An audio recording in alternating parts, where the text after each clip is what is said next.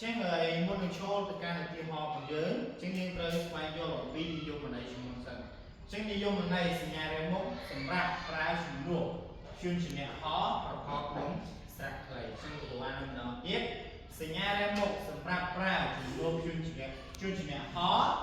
ប្រកបនឹងស្រៈខ្លីចឹងក្នុងហើយហ្នឹងក៏មានវិធីប្រើផងដែរវិធីប្រើ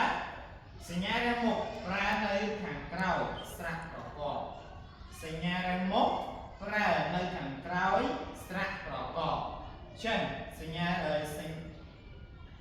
ស្រៈខ្លះប្រកបនឹងរាមុខកត់សូសំឡេងកត់សូផ្សេងទៅវិញចឹងលោកគ្រូបានបន្តទៀតហើយសញ្ញាស្រៈខ្លះប្រកបនឹងរាមុខកត់សូផ្សេងទៅវិញចឹងឧទាហរណ៍នេះគឺជាឧទាហរណ៍ជាពាក្យឧទាហរណ៍ពាក្យកដាក់ស្រៈកាត់ចូលដាក់ស្រៈចូលដាក់ស្រៈជាកដាក់ស្រៈកចដាក់ស្រៈចេះចឹងលោកគ្រូអានបន្តទៀតកដាក់ស្រៈកាត់ចូលដាក់ស្រៈជាកដាក់ស្រៈកចដាក់ស្រៈចេះតោះចឹងយើងទៅមើលឧទាហរណ៍ជាបានម្ដងឧទាហរណ៍ទី1ខ្ញុំជិះកង់ទៅសាលារៀនទី2ប្អូនខ្ញុំចេះដើរតាក់ទី3គ្រូប្រាប់ថាមេរៀននេះងាយស្រួលរៀនណាស់តោះជាងយើងទៅមើលពាក្យណាខ្លះដែរ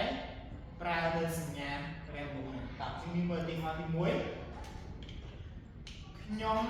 ជិះកង់ទៅសាលារៀនជាងពាក្យជិះគឺមានសញ្ញារាមុខជាងទី2អូនខ្ញុំចេះដើរតាក់ជំនួសគ្រូបានដល់ទៀតបងខ្ញុំចេះដើរតាក់ចឹងពាក្យដែលមានសញ្ញាមុខពាក្យចេះហើយនឹងពាក្យដែរតាក់គឺបានប្រើសញ្ញាមុខចំណែកទី3គ្រូប្រាប់ថាមេរៀននេះងាយស្រួលរៀនណាស់ចឹងពាក្យនេះគឺប្រើសញ្ញាមុខចឹងលោកគ្រូបានឧទាហរណ៍ដល់ទៀតឧទាហរណ៍ទី1ខ្ញុំជិះកង់ទៅសាលារៀនទី2ប្អូនខ្ញុំចេះដើរតាក់និងទី3គ្រូប្រាប់ថាមេរៀននេះងាយស្រួលរៀនណាស់តោះអញ្ចឹងលោកគ្រូអានទៀតនិយមន័យបន្តទៀតសញ្ញារាមុខសម្រាប់ប្រើជំនួសជួនជាអ្នកហោប្រកបនឹងស្រៈខ្លីតោះជំនួយរបស់យើងនៅថ្ងៃនេះក៏ដល់ទីបញ្ចប់អរគុណ